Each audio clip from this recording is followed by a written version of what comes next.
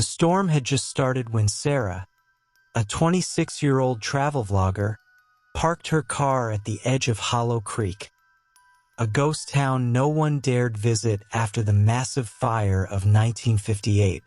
Thunder rolled above as she stepped out, camera in hand, determined to uncover the truth behind the town's haunting legends. She walked slowly through the overgrown path leading into town. Tall weeds brushed her legs. Burned signs of old shops peeked out of the mist like skeletal remains. The air smelled of wet ash and something rotten. Sarah recorded everything, whispering into her camera. People say the souls trapped here still wander the streets. Let's find out if it's true. The empty streets were lined with ruined houses. Each window looked like a black, gaping mouth. Doors swung open and shut with the wind, creaking mournfully. A rusted tricycle sat in the middle of the road, its wheel still spinning slowly, as if someone had just left it there. She passed the old general store, where jars of scorched preserves and shattered glass littered the floor. Dust motes danced in her flashlight beam. A toppled shelf revealed children's drawings pinned to the wall, depicting dark stick figures and red flames. As she approached the towering wooden church at the center of town, lightning flashed, illuminating its charred steeple. The massive doors opened with a groan. Inside, pews lay overturned, hymn books scattered, pages fused together by water and heat.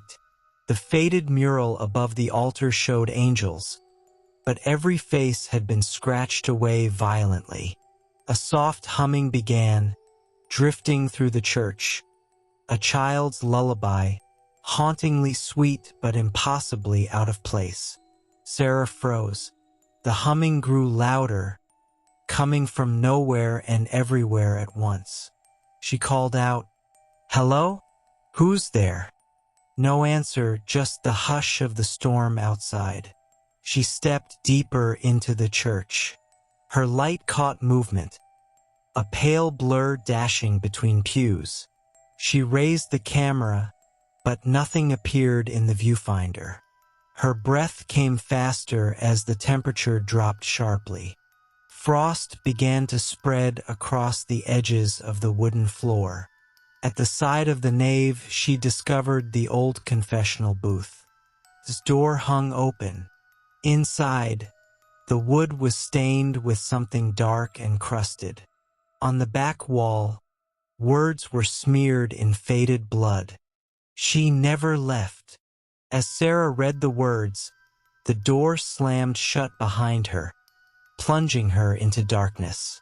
She pounded on the door, screaming, but a chorus of whispers rose around her, chanting in unison, voices of men, women, and children overlapping in a maddening echo. Through the small grate in the confessional, she saw a child standing outside. A girl with a cracked porcelain face, eyes black and empty. The child tilted her head unnaturally and said in a cold, distant voice, "Play with me, forever." Suddenly, the door burst open on its own. Sarah ran into the nave. The shadows on the walls stretched and writhed like living things, crawling toward her. Her flashlight flickered as each door she tried slammed shut just before she reached it. She climbed the spiral stairs of the bell tower, desperate for another way out. Rain lashed the tower's broken windows. As she reached the top, the ancient bell started swinging by itself, ringing out thunderously, shaking the whole church. Sarah screamed as the ropes of the bell snaked toward her, trying to wrap around her limbs like grasping hands. She turned and saw a figure floating up through the center of the tower, the ghost of a woman, burned and blackened, her face cracked like charred wood, hollow eyes leaking black tears.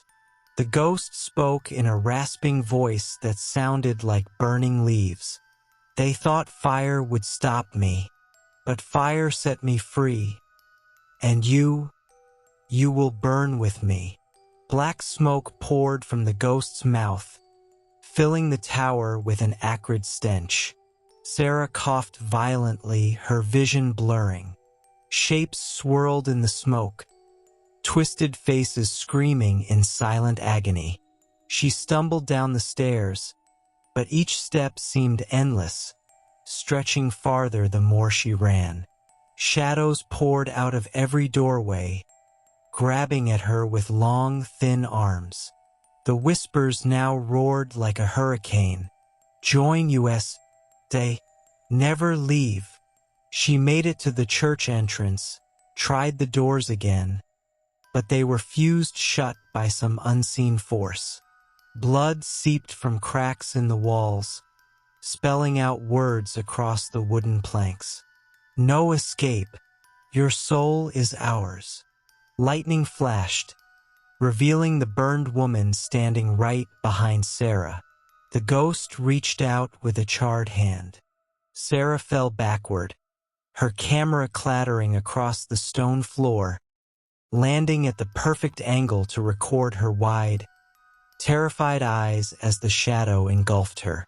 The last thing the camera captured was Sarah's face as she was dragged, screaming, into darkness.